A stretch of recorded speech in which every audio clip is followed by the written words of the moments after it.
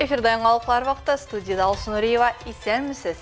Бүгінгі шарылышының түп темалары.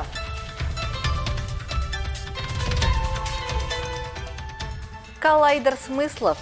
Татнефть профсоюзы қызметіні сақлау өлкесінде креатив сессия іштірді. Келешекте де шундай сессиялар болсын. Һәм инде безнең уполномоченныйлар хезмәткәрләребез өчен сорауларга җавап табыла икән, бик яхшы булыр иде.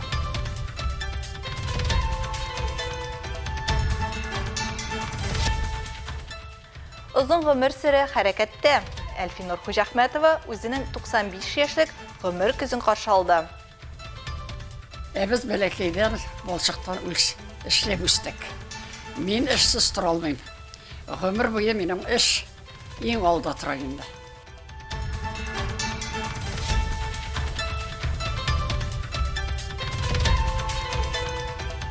Биш меңнән артык катнашучы. Калабызда 6-нчы тапкыр Татнефть Әлмәт ярым марафоны узды. Мин дөресен әйткәндә беренче тапкыр монда чарада, ләкин бик кызык, һәр кем әзерләнә, ниндидер разминка ясый, зарядка, һәр кешенең үз дөньясы, минем әле моны күргәнем юк, шуңа күрә бу миңа аеруча бик кызык.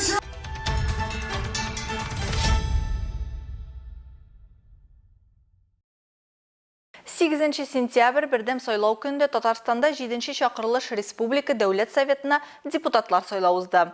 Аның беренче нәтиҗәләрен масса күләм мәгълүмат чаралары өчен уздырылган махсус брифингта игълан иттеләр.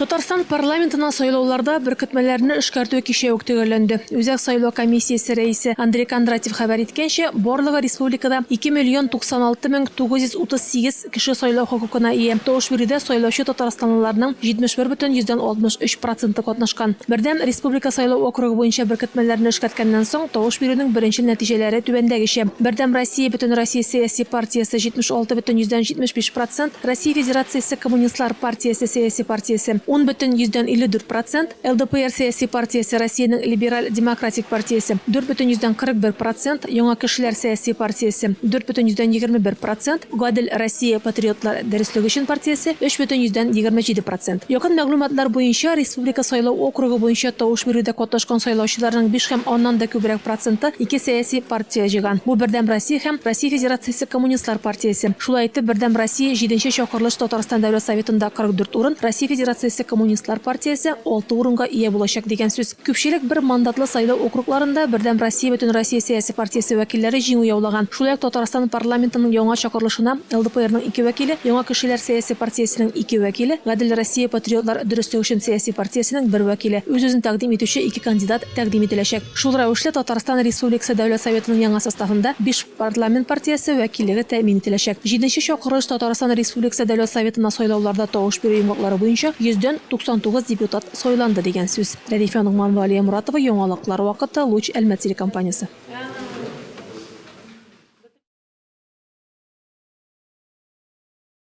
Татнефть профсоюзның хезмәтне саклау өлкәсендәге чираттагы зур чарасы кадрлар әзерләү үзәге базасында узды. Калайдыр Смыслов дип исемләнгән креатив сессиягә хезмәтне саклау буенча вәкаләтле вәкилләр, цех рәисләре һәм Татнефть компаниясенең сәнәгать куркынычсызлыгы һәм хезмәтне саклау идарәсе белгечләре җыелды. Профсоюз был инициатором вот такой потрясающей работы. Хәзерге стандартлар буенча ничек яшәргә, нинди үзгәрешләр кертергә, шушы сорауларга җавап табыр өчен катнашучылар командаларга бүленеп, тәҗрибә белән уртаклашалар, хәтта бәхәсләшәләр, ләкин бер үк фикергә киләләр. Шундый форматтагы укытулар катнашучыларга хезмәтне саклау буенча вәкаләтле вәкилләрнең эшенә яңача карарга мөмкинлек бирә. Татнефть профсоюзы исә аларның эшен яңа дәрәҗәгә чыгарырга омтыла һәм мондый креатив сессия куелган максатларга бер адым булып тора, ди профсоюз рәисе. Без күптән түгел үзебезнең миссияне һәм профсоюз кыйммәтләрен расладык. Бу кыйммәтләрнең берсе иминлек, безнең өчен һәркемнең сәламәтлеге мөһим дип яңгырый. Шуңа күрә инструментларның берсе булган хезмәтне саклау буенча вәкаләтле вәкилләрнең эшенә зур игътибар бирелә. Одному из инструментов, да, в этой работе, конечно, отводится огромная работа. Сессия алдыннан эш барышында хезмәтне саклау буенча вәкаләтле вәкилләр эшендә очрый торган проблемаларга тирән анализ ясалган. Моның өчен ай дәвамында компаниянең барлык бүлекчәләреннән белгечләр белән онлайн интервью үткәрелгән. Катнашучылар үзләренең тәҗрибәләре, проблемалары һәм аларның хәл итү омтылышлары белән уртаклашу нәтиҗәләрендә вәкаләтле вәкил турында фильм төзелгән. В охране труда мелочей не бывает. Даже небольшое нарушение может привести к аварийной ситуации или несчастному случаю. Почему я это делаю? Да просто не могу по-другому. Кто-то говорит, за мою безопасность отвечать должен тот, кому за это деньги платят. А я так скажу. Твоя безопасность, твоя жизнь и здоровье в твоих руках. Вашим коллегам вот такой ролик полезно будет видеть, смотреть и так далее, да? Модератор буларак өйрәтү чишелешләрен эшләүдә махсуслашкан Смыслотека компаниясе тренерлары чыгыш ясады. Те люди, с которыми мы работаем, они Без күпне белүче кешеләр белән эшлибез, әмма кирәк чакта алар дөрес карар кабул итә алмыйча, ниндидер сайлау барышында дөрес чишелеш таба алмаулар проблемаларның берсе булып тора. Ә мондый коллайдер ул хәзер үк карар кабул итәргә һәм яңа корал булдырырга мөмкинлек бирә. здесь и сейчас принять решение и создать еще какой-то инструмент. Придумайте какой-то ход, да, и оформите это решение и презентуйте его. Чара практика һәм идеяләрне барлап эшкәртүдән торды. Шулай ук питч презентацияләр булдырудан гыйбарәт иде. Мы сокращаем этот процент, и у нас остается, естественно, при выполнении работы работодатель это все контролирует, применение СИС, правильное выполнение работ. Татнефть профсоюз шундый сессиялар үткәрә икән. Киләчәктә дә шундый сессиялар булсын. Һәм инде безнең уполномоченныйлар хезмәткәрләребез өчен сорауларга җавап табыла икән, бик яхшы булыр иде. Көн дәвамында узган сессия барышында һәр катнашучы үзенә файдалы нәтиҗә чыгарып, аны гамәлгә кулланырга ниятләп калды. Ләйсән Галиева, Илдар Гимаев, Яңалыклар вакыты, Луч Әлмәт телекомпаниясе.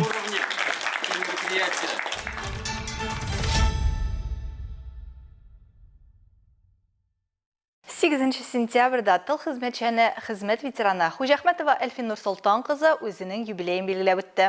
Аңа 95 яшь тулды. Күркәм юбилее белән аны Әлмәт муниципаль районы башлыгы Тимур Нугуманов шәхсән котлады. Аңа ныклылыгы һәм идеалларга тугрылыгы өчен рәхмәт белдерде. Шулай ук истәлекле бүләкләр тапшырды.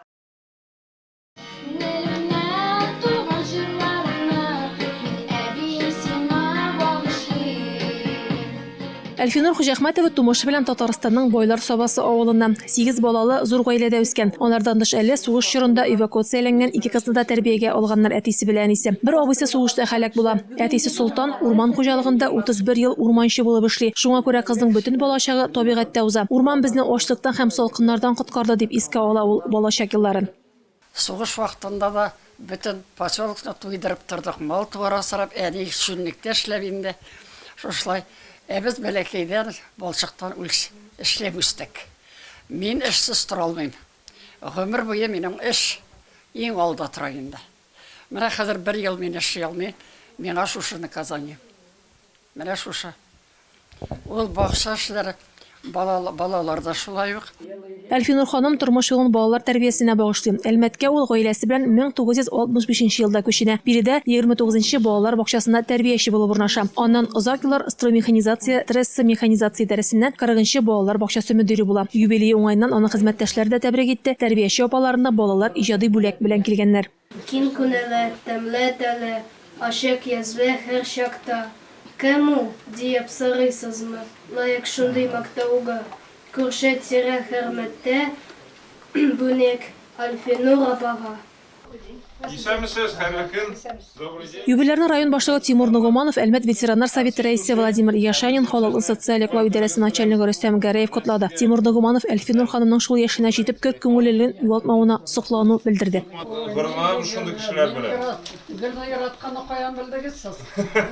Менә бүләр җир булса, балчык булса, бит нәрсә кирәк мен. Ярый. Рахмат сезге.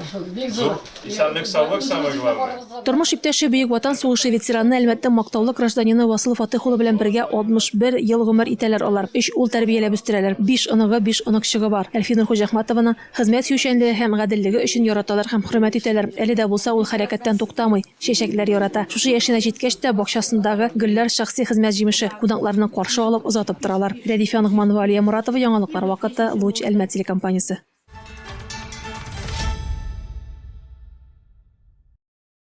Башка темаларга 7 сентябрьдә Әлмәттә иң масса күләм булган фестивальнең берсе старт алды. Анда 5500 укучы катнашты. Балалар үзләренең сәламәтлек чакрымын төгәлрәк итеп алсак, 1 км 600 метр араны йөгереп үттеләр. Шулай итеп, алар традицион эко-фестивальнең катнашучылары булдылар.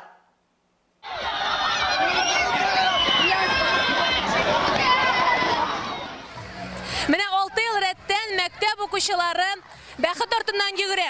Махсус билгеләнгән көндә йөгерүчеләр саны быел оештыручылар сүзләренчә 35 000 кешегә җиткән.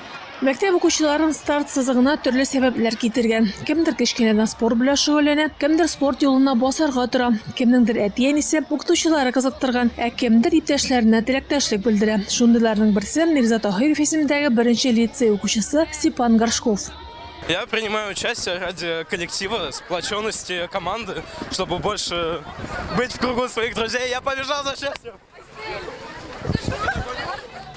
Бу йөгереш традицион экофестивальнең башы. Дәвамы яшь әлмәтлеләрне 8 сентябрьдә көтә иде. Аның өчен әти-әниләре белән бергә сайлау участокларына барырга, шундагы волонтерлардан шәһәрнең төрле почмакларында ташламалардан файдаланырга мөмкинлек бирә торган беләзекләр алырга кирәк булды. Бу көнне кафе, рестораннар, ягулык салу станцияләре, спорт комплекслары, кибетләр, күңел ачу һәм мәдәни үзәкләрдә ташламалардан файдаланырга. Шулай ук җәмәгать транспортында бушлай йөрергә булганын без инде сөйләдек. Шул беләзекләрне старт башында алган беләзекләр белән креатив процесслар фабрикасында барган экология фестиваленә килергә. Икенче ел шимал булган пластик капкачлар тапшырып, рюкзакка алыштырырга булды. Биредә үк төрле остаханәләр эшләде, квест уеннар узды.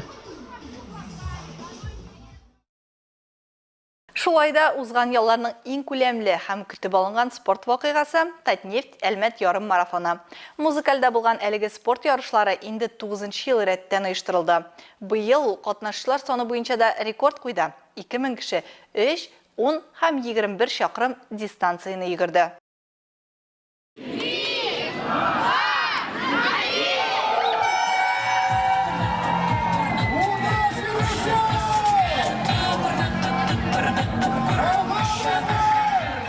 Татнефть Әлмәт ярым марафоны калабызда 9-нчы тапкыр узды. Бу юлы ул катнашучылар саны буенча да, географиясе киңлеге буенча да рекорд куйды. Дөньяның 4 иленнән, 28 төбәгеннән һәм Россиянең 37 шәһәреннән 1800 кеше старт сызыгыннан башлап финиш сызыгына җитте. Полумарафон в Альметьевске, он... Ярым марафон Әлмәттә һәр вакыт масштаблы, һәрчак музыкаль. Шуңа күрә ел саен катнашучыларны күбрәк җыя. Узган елны 700 спортчы булса, быел катнашучылар саны 2000-гә якынлашты. Катнашучылар бирегә яратып килә. Это, мне кажется, очень даже, потому что каждый участник знает, что здесь будет очень ярко, круто и масштабно. И они сюда едут. Иң башта 300 һәм 600 метр арага балалар йөгерде. Аннан теләүчеләр 3 километр дистанцияны узды. Араларында 4 аяклы дуслары белән йөгерүчеләр дә бар.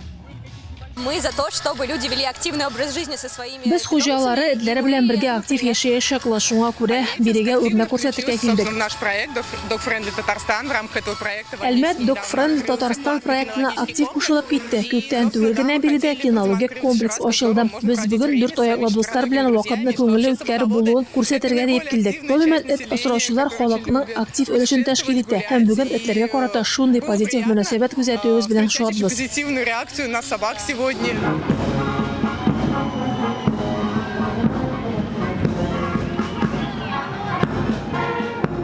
Спорт бәйрәмендә һәр кемгә урын табылды. Берәүләр йөгерсә, икенчеләре көч биреп тора. Әлмәт театр артисты Ләйсән Заһидуллина ярым марафонга җанатар буларак килгән. Спорт дистанциясенә абысы Рөстәм кызы Олия белән баскан.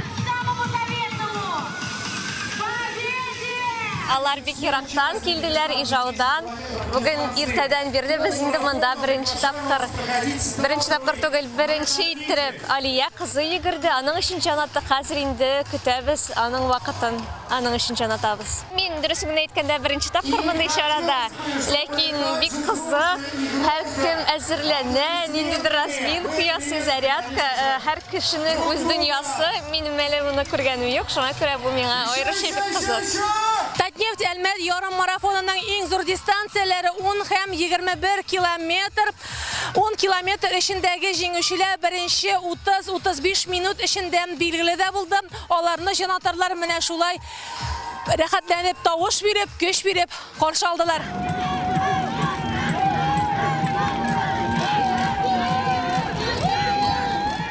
Ярым марафонның иң кызыклы өлеше җанатарларның музыкаль теләктәшлеге. Һәр 100 метр саен спортчыларны бию, җыр, төрле җады чыгышлар һәм сыйлар белән дәртләндереп тордылар. Быел шәһәрдә 100 музыкаль ярдәм ноктасы оештырылган иде.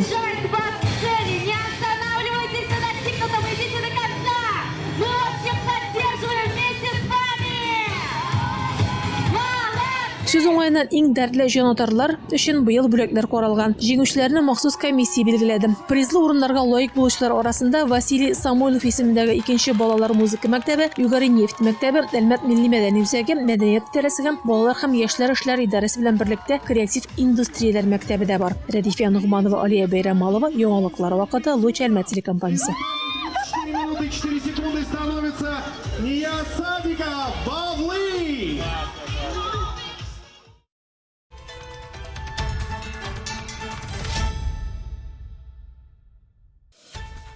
Хөрмәтле тамашачыларыбыз, яңалыклар чыгарылышының туры трансляциясын сез ВКонтакте социаль челтәренә кереп, Луч Әлмәт төркемендә сәгать кичке 7дә карый аласыз. Безнең иң кызыклы сюжетларыбыз да рәсми аккаунтларыбызда урнаштырыла. Бүгенге чыгарылышта шулар иде. Мин Алсынуриева һәм монтаж операторы Динара Сытинская сезнең белән саубуллашабыз. Исән сау булыгыз.